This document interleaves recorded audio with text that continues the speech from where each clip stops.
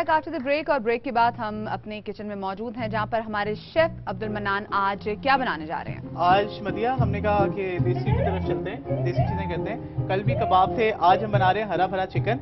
बड़ी मजेदार सी एक चिकन की रेसिपी है। जो लोग हरी धनिया की चटनी को लाइक करते हैं तो उनको डेफिनेटली ये चिकन भी जो है बड़ी उनके लिए एक टेम्पटिंग सी चीज होगी। तो इसके लिए इंग्रेडिएंट्स बड़े सिंपल से नोट डाउन कर लीजिए, बड़े आराम से बताऊंगा ताकि कोई चीज मिस ना हो जाए। हाफ केजी चिकन ले सकते हैं। मैं रेसिपी आपको हाफ केजी के लिए इसलिए बता रहा हूँ कि कम क्वांटिटी में जिन्होंने बनाना है वो उसको कम में बना लेंगे और जिन्होंने ज्यादा बनानी है वो इसी रेशो से डबल कर लेंगे। ठीक है, हाफ केजी चिकन लिया आपने, कढ़ाई कट ले लीजिएगा। उसके लिए आपको चाहिए हरे धनिया की एक चटनी बनानी है, क्योंकि हरा भरा चिकन है तो हरी चटनी का इसमें बड़ा अमल दखल है। आप ले लें हाफ बंच हरे धनिया का, उसके अंदर 3-4 जवे लहसन के ऐड करें, हाफ इंच का टुकड़ा अदरक का और 6 से 7 हरी मिर्चें, जितना आप हरी मिर्चों को लाइक करते हैं वो ऐड करके इसको थोड़े से पानी के साथ एक इसकी पतली सी चटनी आप ब्लेंडर में बना लें। और वो चटनी आपको चाहिए अप्रॉक्सीमेटली 1 कप के करीब बनेगी। आपको हाफ कप दही चाहिए। इसके अलावा जो मसाले चाहिए उसमें गरम मसाला पाउडर चाहिए हाफ टी स्पून, आपको जीरा पाउडर चाहिए हाफ टी स्पून, नमक as per your taste, but इसमें हाफ टी स्पून जो है वो इनफ है हाफ केजी में, क्योंकि हमने इसके अंदर सबसे इंपॉर्टेंट चीज ऐड करनी है कनौर चिकन क्यूब। तो ये चिकन क्यूब है, इसमें भी सॉल्ट का जो कंटेंट होता है वो थोड़ा सा हाई होता है, तो आप नमक जो है उसको कंट्रोल करके ऐड कीजिएगा। इसके अलावा काली मिर्च का पाउडर हाफ टी स्पून और हल्दी अ पिंच, यानी एक चुटकी जो है हल्दी की यूज होगी just to enhance the colour. इसके अलावा कुकिंग के लिए आपको चाहिए हाफ कप ऑयल और एक प्याज मीडियम साइज की चॉप करके उसको अपने ब्राउन कर लेना है, जो मैं पहले से कर रहा हूँ ताकि टाइम सेव हो जाए। और बाकी का जो प्रोसेस है वो साथ साथ हम करते हैं। और कितने मिनट में होगी ये?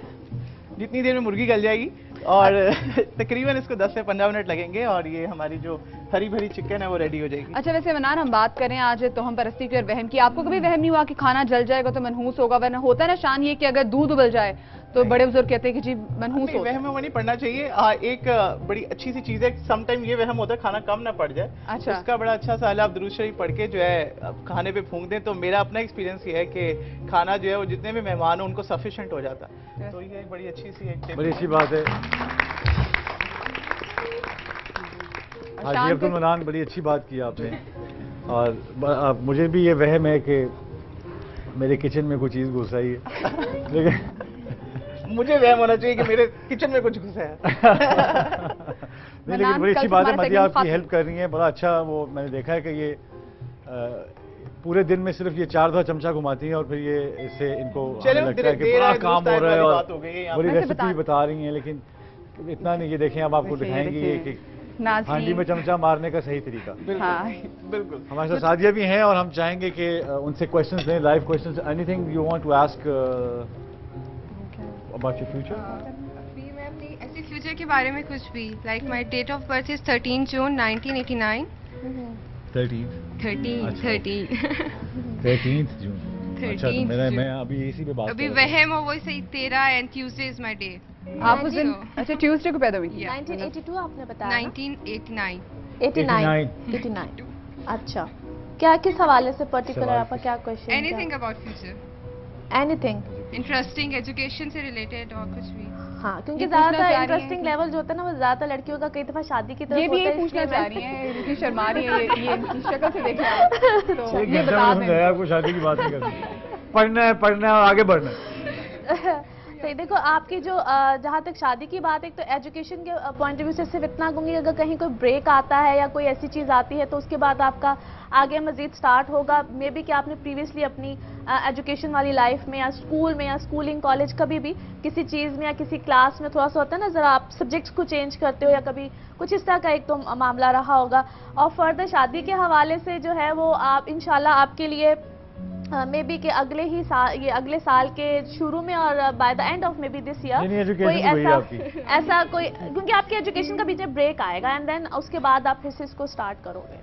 अब आपको लगेगा कि ये शायद वहम की बात थी, लेकिन वहम की बात नहीं थी। हम एक और कपल हमारे पास है। आप इधर आ जाए, मैं इधर आ जाता हूँ। आप कोई सवाल? माशाल्लाह। अस्सलाम वालेकुम। जी वालेकुम। My name is Adnan. जी। And she is my fiancee Malia. अच्छा, I want to ask about the future of our couple. Okay, fine. इस तरह अंग्रेजी बोलते नहीं तो कोई फ्यूचर नहीं है। पाकिस्तान में रह के उर्दू बोलनी, उर्दू में हमें सबको उर्दू की जुबान आती है, कितनी खूबसूरत जुबान है, हम सबको आती है, हम मुझे एक कौम है। बिल्कुल। अब मुझे अपनी डेट ऑफ बर्थ उर्दू में सवाल। 28/6/1989। 1989 और इनकी जो है वो क्या है डेट ऑफ बर्थ? 27 फरवरी 1990। सॉरी, फिर से बताइए। 27 फेब 1990। वो वाली बताइएगा जो आपने इनको बताई। अच्छा, ये भी आजकल वैसे एक बहुत बड़ा इशू है कि डेट ऑफ बर्थ जो है वो आप 2-3 साल ऊपर नीचे कर लिया करें, ईयर ऑफ आपको बर्थ ज़्यादा जो है वो छुपाया जाता है। बहुत लंबा टाइम लगता है अगर इस तरीके से देखा जाए तो। अच्छा, अगर दोनों का जो है यू आर मोर डोमिनेटिंग, जरा डोमिनेटिंग पर्सनालिटी आपकी से लग रहा है क्या ज़्यादा एनीवे जो दोनों का आपस में जिसको हम कहते हैं कंपैटिबिलिटी, अगर देखा जाए तो that is a good compatibility. But थोड़ा सा कहीं ना कहीं जिंदगी में नो डाउट हर एक कपल के लिए कॉम्प्रोमाइजिंग तो चीज़ें बहुत सी आती हैं, बट मुझे लगता है कि आपसे कहीं ज़्यादा इनको जो है वो कॉम्प्रोमाइजिंग नेचर और ये चीज़ें करनी पड़ती हैं। बट आप अपना जब थोड़ा सा ज़रा डोमिनेटिंग लेवल को कम करोगे तो लाइफ में शादी के बाद बंदे को करना पड़ता है। मैं आपको बता रहा हूँ, ये औरत का साइड ले रही कि ये कॉम्प्रोमाइज करेंगे। कॉम्प्रोमाइज आपको करने मेरे भाई, सारी जिंदगी, सारा दिन, सारा वक्त। और उसका बेहतरीन हल मैं आपको बता सकता हूँ कि घर आके आपने पैरी पाड़ जाने कि मैं या ठीक है, उसका बेहतरीन हल ये। लेकिन आप सॉरी, मैं आपकी बात कर रहा हूँ, मैं जरा उनको इनके वहम दूर कर रहा था कि आगे ये जो उन्होंने एक ख्वाब हैं हरे भरे। माशाल्लाह very good compatibility, things will be good इंशाल्लाह। खुशी की बात है। हम सब, मैं चाहता हूँ एक दफा तालियां बजा दें इनके लिए कि एक नया जोड़ा हमारे पास आज आया है और अल्लाह इनको इनके सफर पे इनको आगे इनको लंबी उम्र दे, सेहत दे, खुशियां दे, औलाद की खुशियां दे। और कोई सवाल भाई? आपका सवाल तो बहुत होंगे आपके। अपनी जॉब का आप कुछ पूछना चाहें इनके बारे में कि इन्होंने आपको सही एज, क्योंकि मुझे यहाँ से नजर आ रहा है कि 2-2.5 लाख सफेद बाल नजर आ रहे हैं मुझे। अगर इन्होंने कोई एज के बारे में आपको कोई बात की, आप अपनी एज बताएं ना उनको, आप ताकि। 28/6/1989। 1989 ये कह रहे हैं, वो तो जवाब गलत है। नहीं, बिल्कुल ठीक है। इंटेलिजेंट हैं और आगे जाके कोई फ्यूचर में ऐसी चीज़ या कोई ऐसा मौका भी आएगा while you just think about कि हम किसी दूसरे मुल्क में शिफ्ट हो जाएं या कुछ ऐसी चीज़ हो, कुछ ऐसे मामला भी आपकी लाइफ में आएंगे, स्पेशली मिडल ईस्ट और फार ईस्ट। आपने क्योंकि किया देश आपने सुधारना है, उन्होंने नहीं सुधारना। आपने मुल्क चेंज कर लेना है। तो आपको ये अच्छा लगा सुन के कि आपने इस मुल्क से चले जाना है? No, I don't wanna go. बस फिर आप अंग्रेजी बोलते रहेंगे तो चले जाएंगे, मैं बता रहा हूँ भाई। मुझे लग रहा है रेमंड डेविस तो छोटा पड़ा आ गया। लेकिन आपने फिक्र नहीं करनी, हम आपके साथ हैं, आपकी उर्दू में आपके साथ रहेंगे। आपको एक लुगत दी जाएगी जिसमें आप वो पंजाबी तुसी बोलोगे ना तो जिंदगी बहुत आसान हो जाएगी, क्योंकि वो आप रहते पंजाब में हैं और इधर रहने से बेहतर होगा, मसला दर्द कम होगी। तो वैसे भी कहना चाह रहा हूँ कि बहुत खुशियाँ आपको मिलेंगी। कोई प्लानिंग आपने बच्चों के बारे में कोई पूछना चाह रहे हो कि कितने बच्चे, वो उनसे पूछ लें अभी आप? अच्छा नहीं, ये शर्मा रहे हैं। शर्मा कोई गल नहीं, शर्माओगे तो कख नहीं होना। मेरे ख्याल में शादी के बाद शर्माना जो है वो ठीक नहीं है और इसको हमें और किसी का कोई सवाल हो तो वो भी पूछें। अब तो कोई नहीं पूछेगा, पूछे फिर भी पूछे। पीछे से हाथ खड़ा हुआ है, हम उधर जाएंगे। आपका भी कुछ सवाल है? मैंने अपने स्टडीज और कैरियर जी मैंने अपने स्टडीज और कैरियर के हवाले से पूछना है कि अब्रॉड का क्या कोई सीन है? अच्छा, आप मुझे डेट ऑफ बर्थ बताएं पहले। 6 नवंबर 1980। अब्रॉड का कोई सीन है तो बताएं। तो मैं डोंट वेस्ट माय टाइम। आप बाहर जाके पढ़ना चाहती हैं या बाहर शादी कराना चाहती हैं? स्टडीज और कैरियर जाते सारे पढ़ने के लिए मैंने पहले मेंशन किया। नहीं, आप बिल्कुल अपने एजुकेशन के पॉइंट ऑफ व्यू से बिल्कुल बाहर जा सकते हो और अब आप चाहो या ना चाहो, लेकिन ऐसा लगता है कि आपका कोई प्रपोजल या कोई ऐसी चीज़ भी आपकी आउट ऑफ कंट्री से कुछ ऐसे रिलेट करेगी, लेकिन आप ज़्यादा ट्रैवल करते रहोगे। ट्रैवलिंग आपकी लाइफ में बहुत ज़्यादा रहेगी और पीआईए में तो नहीं है नहीं समटाइम्स ज़रूरी नहीं होता। अब एज अ फीमेल बहुत कम लोग ये सोचते हैं कि हम इंपोर्ट एक्सपोर्ट भी कर सकते हैं, बट अगर देखा जाए तो वो भी एक ऐसा काम होता है जिसमें कि ट्रैवल और ये सारे मामला बहुत ज़्यादा इन्वॉल्व होते हैं। अच्छा, वैसे मेरे ख्याल से ये पूछना ही चाह रही थी, इनका कोई रिश्ता आया होगा बाहर से और पूछना चाहती थी मुझे बाहर का बताएं। सबसे पहले पूछे ये। चलें बाकी सबके भी क्वेश्चन लेंगे, लेकिन उससे पहले यहाँ पर वक्त हुआ है एक और ब्रेक का। कहीं मत जाइएगा।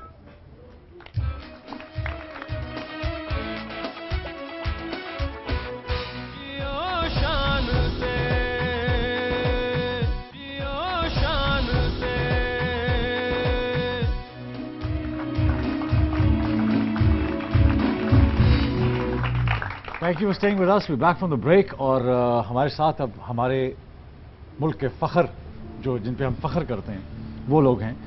मैं इनको टाइमली इंट्रोड्यूस कराना चाहूँगा। हमारे साथ फरहान महबूब है,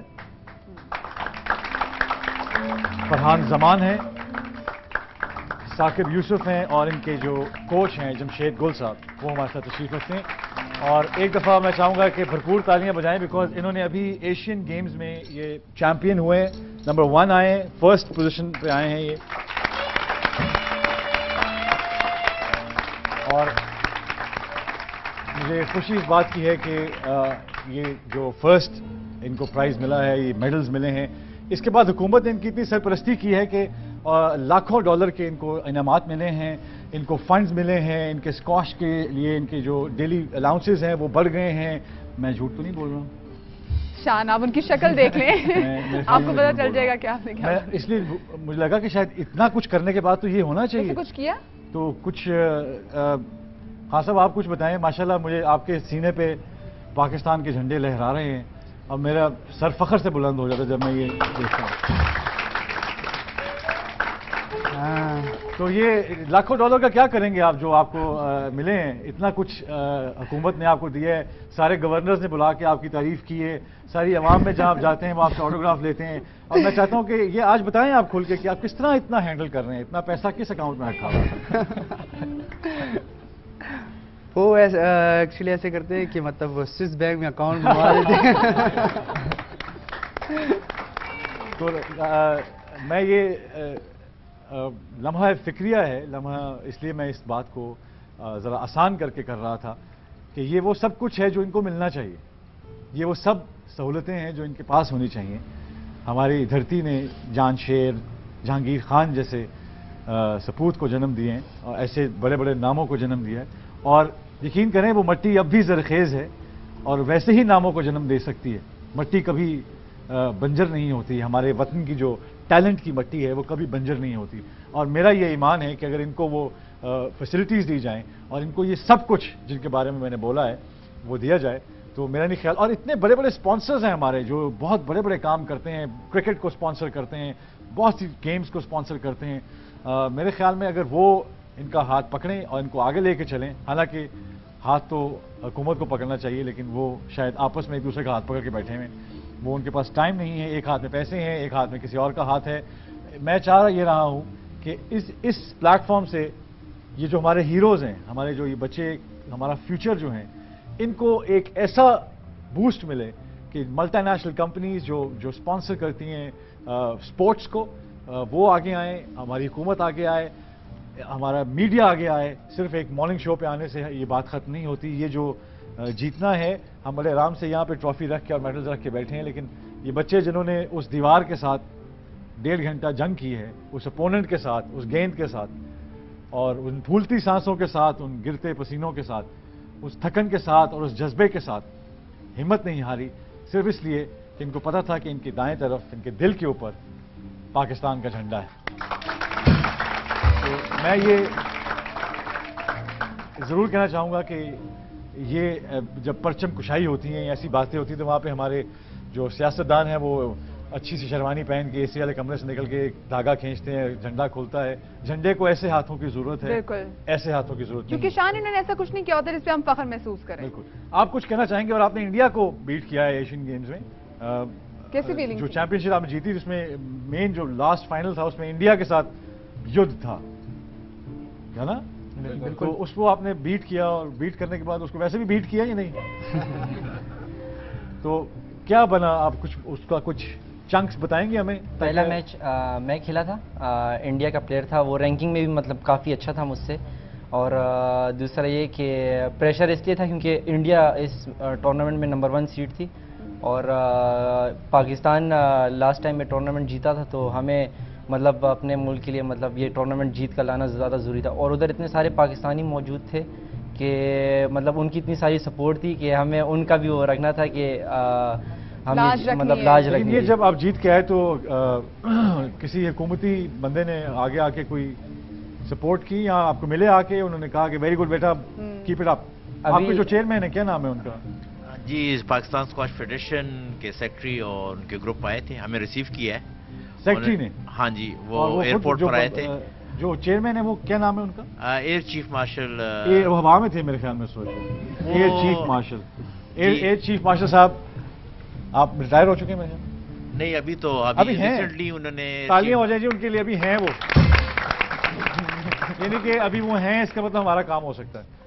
एयर चीफ मार्शल साहब, आपसे रिक्वेस्ट है कि प्लीज अपनी यूथ को, जिसके आप चेयरमैन हैं, और कोई जरूरी नहीं कि आप चेयरमैन हो, अब अगर आपके लिए आपको ये बोझ लगता है या ज़्यादा आपका आना जाना लगता है कि आप कहाँ से उठेंगे, आएंगे, बेस छोड़ेंगे, तो मेरे ख्याल में अगर आपको लगता है कि बहुत बड़ा काम है, बहुत भारी काम है, बहुत रिस्पॉन्सिबिलिटी का काम है, तो प्लीज़ किसी ऐसे बंदे को ज़रूर पॉइंट करें और रिक्वेस्ट करें कि आप टाइम नहीं दे सकते इस चीज़ को, लेकिन उस आदमी को, चाहे अवाम में से चुने उस आदमी को, और उसको चेयरमैन बनने का मौका दें, ताकि वो जब खड़ा हो, जब ये टीम जीत के आए, तो इनकी नज़रों में इनको ये ना लगे कि यार वो सेक्रेटरी साहब आए संसारों ने, तो वो सेक्रेटरी से लगता है जी, मतलब एक पावर होनी चाहिए यार। मतलब आप जब हम लोग शॉट देते हैं फिल्म में, तो हमें असिस्टेंट नहीं कहता कट जी बहुत अच्छे, हमें डायरेक्टर का काम है कि हमें आके कहे कि कट एंड वेरी गुड, आपने बहुत अच्छा शॉट दिया, और हम आप पे फख्र करते हैं। So I think that's very important. जी बिल्कुल, ये बड़ी इंपॉर्टेंट। आप गए होंगे उनको मिलने मेरे ख्याल? नहीं, अभी तक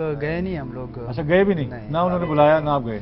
अभी तक सिर्फ हम लोग पेशावर के गवर्नर से मिले हैं। पेशावर के गवर्नर से मिले? जी बिल्कुल। और बाकी अभी तक वेटिंग में, इतना वेट कर रहे कि अभी मतलब इतने बड़ी इवेंट्स के बाद कोई बुलाएगा शायद। और नहीं, मेरी रिक्वेस्ट होगी इस प्लेटफॉर्म से कि पंजाब के गवर्नर साहब जो हैं वो, बल्कि जितने हमारे सूबे हैं, और एक उन सबको बुलाना चाहिए और आपको वो ऑनर देना चाहिए जो आप डिजर्व करते हैं। हम आपको दे नहीं रहे हैं कोई ऐसी चीज़ जो आपके पास नहीं है, आपने ये अर्न किया है, it's your right, you have earned it. और आई थिंक कि जो फंड्स हैं, जो आपके जो अलाउंसेज हैं, वो क्या होते हैं अलाउंसेज? तो वैसे कंपेयरिंग टू यूरोपियन प्लेयर्स या एशिया के प्लेयर्स जितने भी हैं, वो सारे हमसे ज़्यादा ले रहे हैं, क्योंकि आपको साल में तकरीबन 13 से 14 टूर्नामेंट्स खेले इंटरनेशनल। जब आपकी इम्प्रूवमेंट होगी रैंकिंग में, मैं वर्ल्ड नंबर 14 था, मेरी रैंकिंग 68 पे आ गई, क्योंकि टूर्नामेंट्स की ना होने की वजह से। अगर आप इंटरनेशनली टूर्नामेंट खेलते हो तो एक टूर्नामेंट पे 3 से 4 लाख रुपए हो जाता है खर्चा। वैसे आप ज़्यादा से ज़्यादा टूर्नामेंट खेलेंगे, नो डाउट कि पाकिस्तान में टैलेंट नहीं है, टैलेंट बहुत है। अभी जैसे हम लोग एशिया कप जीत के आए, मैं टीम एज ए कैप्टन था टीम का, मुझ पे प्रेशर ज़्यादा था फाइनल वाले दिन भी। मैं कोच के साथ साथ प्लेयर्स को भी समझा रहा था कि यार अब मतलब पाकिस्तान से मैसेज आया कि इंडिया के खिलाफ आप लोग खेल रहे हो, तो आपने जीतना है हर हाल। हाँ, इतने का हार जाओ। अगर वो लोग बोलते भी हारते, फिर भी हम लोगों ने जीतना तो था मुल्क के लिए। नहीं, मुल्क के लिए जीतना। हाँ, क्योंकि वहाँ पे जो लोग आए थे, उन्होंने फ्लैग्स पकड़े थे, उन्होंने जो नारे लगाए हमारे लिए, तो हारना तो बनता ही नहीं था। हम लोग इतने टफ मैचेस खेले, 3-2, 3-2, 1.5 घंटे के मैच के बाद हमें खुशी हुई। फाइनल से पहले एक दिन हमें नींद नहीं आ रही थी, क्योंकि हमारा मैच ऐसे वो तो एक ऐसा मौका होता है जिसमें नींद नहीं आती। और मैं चाहता हूँ कि एक दफ़ा आपको तकलीफ दूंगा, आप खड़े होंगे, ताकि हम सब खड़े हों आपके साथ और आपके लिए क्लैप करें।